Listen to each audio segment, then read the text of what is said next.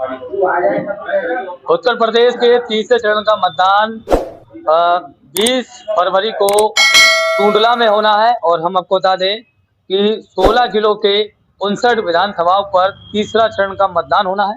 इस वक्त जो है हम समाजवादी पार्टी के कार्यालय टूंडला पर मौजूद हैं और इस बार क्या मुद्दे रहेंगे जिनको लेकर इस बार समाजवादी पार्टी जो है वो जीतने का दावा कर रही है। हम आपको बता दें जिस तरीके से पूरे उत्तर प्रदेश में अखिलेश की जो लहर चल रही है उसका कितना जो है फायदा मिलने वाला है और जमीनी स्तर पर क्या क्या काम रहे और क्या मुद्दे रहेंगे जिसको लेकर जनता के बीच जाएंगे और जनता किस तरीके से इनको जो है इस बार जो है स्वीकार करने वाली है। चलिए बाबूजी हैं, सबसे पहले इनसे जानेंगे। जी बाबूजी, पहले अपना नाम बता दीजिए। मेरा नाम मास्टर रामकिशन यादव। जी रामकिशन जी, ये बताइए 20 फरवरी को यह मतदान होना है और क्या मुद्दे रहेंगे जिसको लेकर आपकी पार्टी जो है जनता के बीच जा रही है और किस तरीके से आपकी जीत होगी? इन्होंने जो गलती की है ये झूठे हैं, झूठी बातें करते हैं योगी जी और मोदी जी।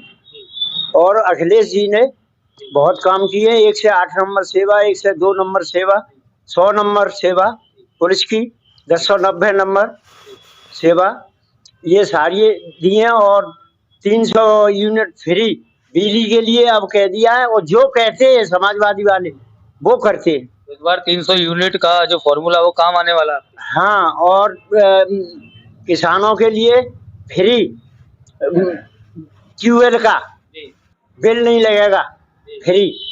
और जो सांड छोड़ दिए मोदी जी ने उनका भी इंतजाम। सांडों से किसान काफी परेशान है क्योंकि खेत में आते परेशान है साहब। इन्होंने वायदा किए थे कि किसानों का की आय दुगनी कर देंगे और इन्होंने सांड और छुड़वा दिए, दुगनी की तो चली क्या। और खाद जो हमें कोठा पे मिलता था वो लाइन लगवा दी और टाइम से खाद नहीं मिला, आलू नहीं हम बो पाए टाइम से बिना खाद। काफी समस्या रही है बीजेपी के विधायक के तौर बहुत परेशान है और बिजली का बिल भी बहुत बढ़ा दिया और इतनी तेजी कर दी कि 450 का सिलेंडर मिलता था वो 1000 रुपए का मिलने लगा। महंगाई तो काफी है, भारी महंगाई है। चलिए भाई साहब तो जानते हैं। जी भाई साहब, राकेश बाबू जो 2 बार विधायक रहे, 2007 में जीते थे, 2012 में जीते थे और जब जो बसपा से थे और बसपा का यहाँ पर बैंक वोट है लगभग 65,000, ठीक है। और अगर यादवों की बात करें तो 38,000 यादवों का वोट है और प्लस मुसलमानों का 21,000 वोट है। तो किस तरीके से समीकरण इस बार बैठ रहा है और आप जीत रहे हैं? मेरा नाम किशोर चौधरी है। राकेश बाबू एक जमीनी नेता हैं, यहाँ के लोकल के हैं, हम सबके दिल में हैं क्योंकि 2 बार के यहाँ विधायक रहे हैं। उन्होंने सबके काम किए हैं और सब उनसे परिचित हैं। बीजेपी का जो विधायक है यहाँ से हमें वर्तमान में प्रेमपाल धनगर, वो एटा से कहीं बाहर से लाके यहाँ रख दिया है। बाहरी और घर का यहाँ प्रत्याशी का वो नारा चल रहा है। इस तरीके से राकेश बाबू से हम लोग काम करा लेते हैं और इस बार तो एक लहर चल रही है गठबंधन है। ये बात तो मानूंगा भाई साहब, लहर तो है इस समय। गठबंधन की जो लहर है, आपको मीडिया के माध्यम से, आपके माध्यम से सब जानकारी हो ही रही है आपको कि जो पहला चरण जो चुनाव हुआ है उसमें गठबंधन की लहर दौड़ रही है। युवाओं को रोजगार देने की बात है।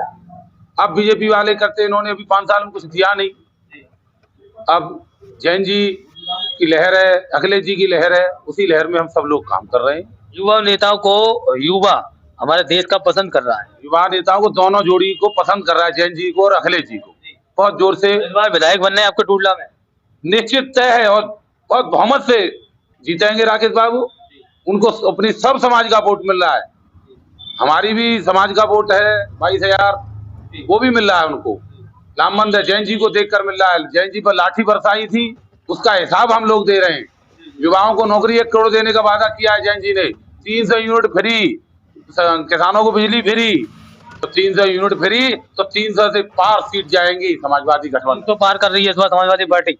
चलिए भाई साहब, इनसे भी जानेंगे कि क्या मुद्दे रहेंगे इस बार जो है। राकेश बाबू टूडला के 2 बार विधायक रहे हैं और काफी चर्चित व्यक्ति हैं और लोगों के दिलों में जगह भी बना चुके हैं। लेकिन वही अगर आंकड़ों की बात करें तो जो ठाकुर है और प्लस बघेल, तो आंकड़ा जो है ऊपर जा रहा है बीजेपी के लिए।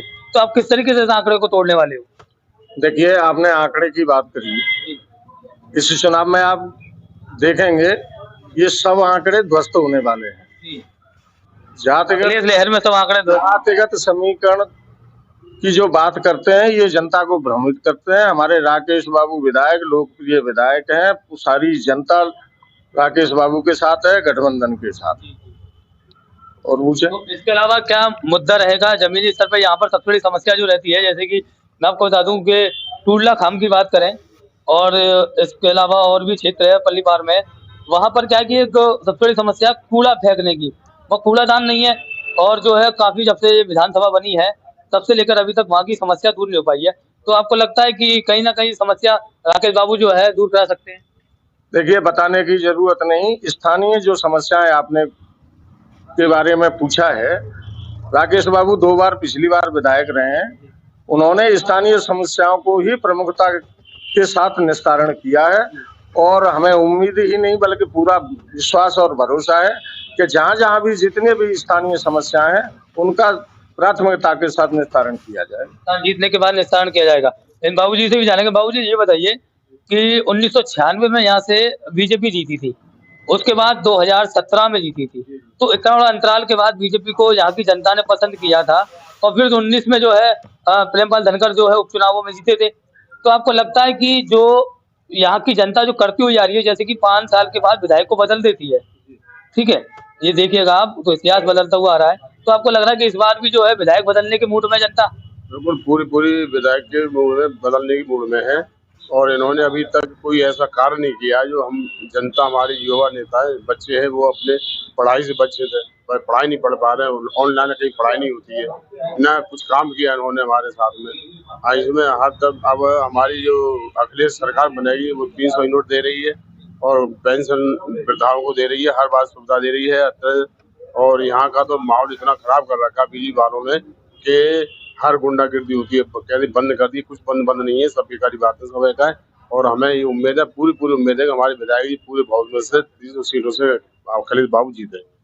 देख सकते हैं यहाँ पर 300 पार के आंकड़े पर बात हो रही है और यहाँ पर जो भी शख्सियत बैठी है वो सभी यही कह रहे हैं कि यहाँ 300 पार हो रहे हैं। और चाचा इनसे जानेंगे। चाचा ये बताइए, टूडला विधानसभा जो है पहले कांग्रेस जीता करती थी यहाँ पे, किसी दौर में जब कांग्रेस का राज था कांग्रेस जीता करती थी।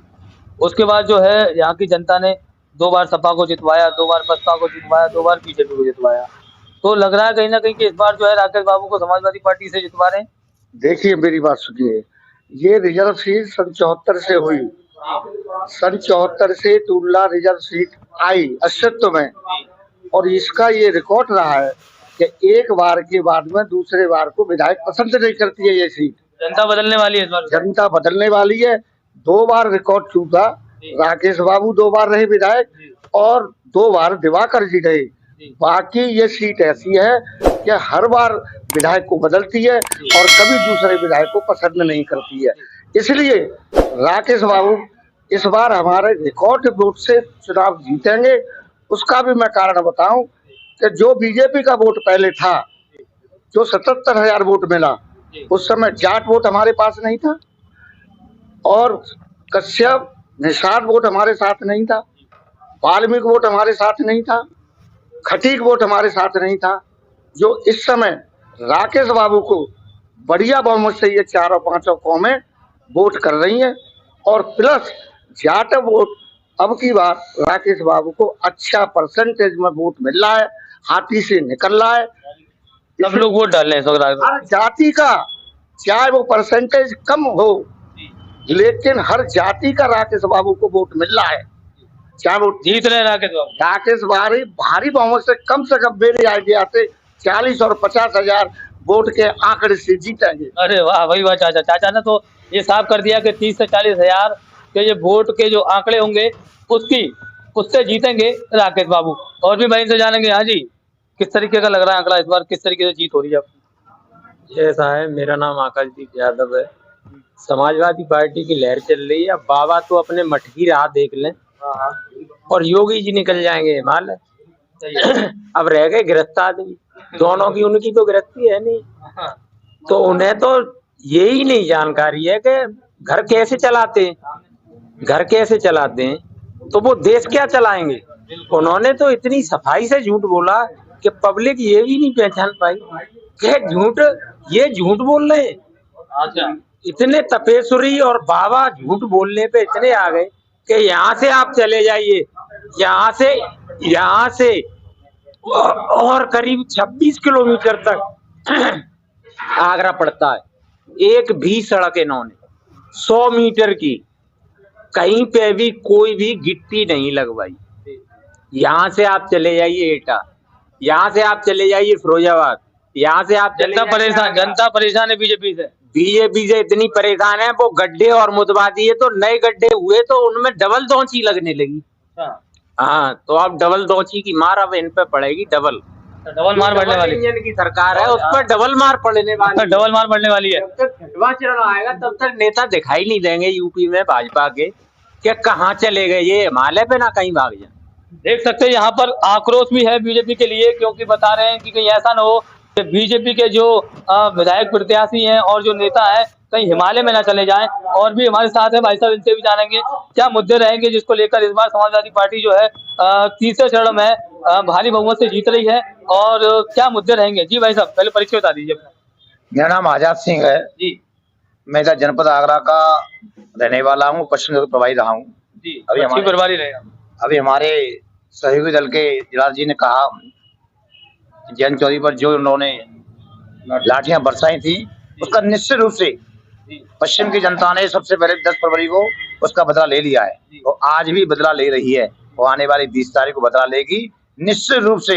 माननीय अखिलेश यादव जी और जयंत चौधरी में ये सरकार बनने जा रही है। 58 में से कितनी सीटें आ रही है पहले चरण? मैं आपको बता दूं 2017 में जब चुनाव हुआ तो 58 में से मात्र हमारी सपा की मात्र 2 सीटें थी, 1 सीट लोकदल की थी, 2 सीट बीएसपी की थी।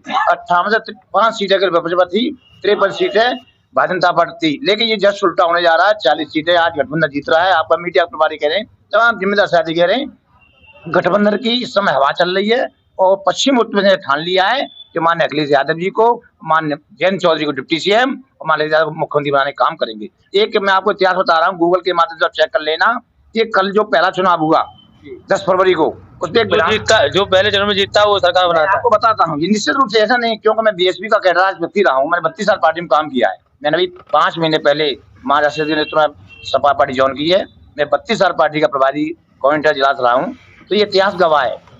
मेरठ में विधानसभा पड़ती है हस्तिनापुर, वहां से हमारी पार्टी के उनकी धर्मपत्नी अभी इस समय वर्तमान में मेयर हैं, उनका नाम है योगेश वर्मा, वो जाटव समाज से हैं। वो इस बार चुनाव जीत रहे हैं। उस विधानसभा हस्तिनापुर का इतिहास रहा है, जहाँ 2002 की बात कर लो, 2007 की बात कर लो, 2012 की बात कर लो, 17 की, जो विधायक वहां जीतता है उसकी सरकार बनती है। तो आप गूगल सर्च कर लेना, मैं आज की बात नहीं कर रहा हूँ, मैं 30 साल का इतिहास बता रहा हूँ। 2017 में भारतीय जनता पार्टी के विधायक जीता, भारतीय जनता पार्टी सरकार बनी। 2012 में सपा का विधायक बना, सपा की सरकार बनी। 2007 में बसपा का विधायक बना, बसपा की सरकार बनी। और उससे पहले अगर 5 साल पहले लौट जाए तो 2002 में भी सपा की सरकार बनी थी। उससे पहले अगर लौट जाते हैं तो जो विधायक बनता है वो आज पूरे प्रदेश में अमन चैन छिन गया है। आज प्रदेश में किसान परेशान है, आज प्रदेश में किसान बे पैसे की मजदूरी करता है। दिन में करता था, अब योगी बाबा ने, चिलम जी बाबा ने रात की ड्यूटी फ्री में लगा दी है। आप शाम को जाना गांव में देख लेना किसान कहाँ सोता है। किसान केवल अपनी मेड़ पर त्रास लेकर घूमने का काम करता है। आज नौजवान परेशान है, बेरोजगार परेशान है, अमन चैन छिन गया है। अमन चैन के लिए, भाईचारे के लिए वो लोग ये कहते हैं कि हम गर्मी निकाल देंगे। बाबा को आप मीडिया में आपके चैनल के माध्यम पूछना चाहता हूँ कि बाबा ये बता दें कि बाबा के पास कौन सा कंप्रेसर है, कौन सा बड़ा फ्रिज है जो ये गर्मी निकाल देंगे। वो गर्मी निकालने की बात करते हैं और हमारे दोनों नेता भर्ती निकालने की बात करते हैं। हम रोजगार देंगे, अमन चैन देंगे और पूरे प्रदेश में विकास होगा। उसके साथ सबसे बड़ा जो होगा वो किसान की बिजली, सिंचाई की बिजली होती है, उसको फ्री करने का काम करेंगे। 300 यूनिट बिजली फ्री देंगे, पानी फ्री, शिक्षा फ्री। इन्होंने शिक्षा पर जोर नहीं दिया, लेकिन हमारी सरकार बनते ही 10 मार्च के बाद उत्तर प्रदेश एक नया प्रदेश बनेगा। अच्छा एक चीज बताइए भाई साहब, जो वादे आप कर रहे हैं वो सारे वादे जो है वो तो जीतने के बाद ही पता चलेगी कि आपकी पार्टी उस पर खड़े उतरती है कि नहीं। लेकिन कहीं ना कहीं ऐसा लगता है कि भाई साहब के समाजवादी पार्टी में गुंडागर्दी होती है। देखिए, आप जो गुंडागर्दी की बात करते हैं, गुंडा किसको कहते हैं? नहीं कहता हूँ मैं सब, ये लोग जनता कहती है कि आपके जी आपने मुझे पूछा है, जनता का जवाब मैं आपके चैनल में देना चाहता हूँ। गुंडा कौन होता है? जिसके खिलाफ मुकदमा होता है। देश में सबसे बड़ा सूबा उत्तर प्रदेश है, इसके आज की डेट में जो बाबा मुख्यमंत्री है उनके खिलाफ पूछना कि 71 मुकदमे में वो लोग आज वांछित हैं, मुकदमे उनके खिलाफ हैं। मेरे आपका कहने गुंडा के मैं सपा का हूँ, कहने मतलब ये है कि गुंडे जो है सारी सत्ता में बैठे। गुंडों के सरदारी बाबा हैं, आप गुंडों की बात, गुंडों के सरदार बाबा तो भी सरकार बन गई। और उनके जो स्कूल मंत्री हैं उनके खिलाफ देख लो 123 मुकदमे, 53 मुकदमे। भाई बाबा के खिलाफ देखो, पहला देश का मुख्यमंत्री है जो प्रदेश का जिसने खुद के अपने मुकदमे वापस लिए हो। तो निश्चित रूप से ये गुंडा राज है केरल में। जिस प्रकार से किसानों की हत्या जीप चढ़ा करके गृह मंत्री बेटे ने चलाई थी, इससे गुंडागर्दी का प्रमाण क्या दे सकता हूँ। जमानत मिल गई, जमानत मिल गई। जमानत दे दी तो यह बंदा लगा ली, इससे न लगा लो कि लोग उम्मीद करते हैं न्याय की। एक सरकार न्याय दे रही है, एक अन्याय कर रही है। अन्याय वाली सरकार को उठाने का काम करेगी। देश की जनता ने ठान लिया है कि टूंडला विधानसभा से इस बार गठबंधन का समाज पार्टी, राष्ट्रीय लोकदल, महान दल के संयुक्त गठबंधन का प्रत्याशी राकेश बाबू को तीसरी बार यहाँ से विधायक बनाएंगे और मान अखिलेश यादव प्रदेश की 10 मार्च को मुख्यमंत्री बनेंगे और डिप्टी सीएम का दूसरा शब्द लेगा तो जाट समाज जन्मा जयंत चौधरी शपथ लेगा। वाह भाई वाह, काफी अच्छा लगा आप लोगों से बात करके और एक लगा कि वाकई में काफी उत्साह है राकेश बाबू के लिए।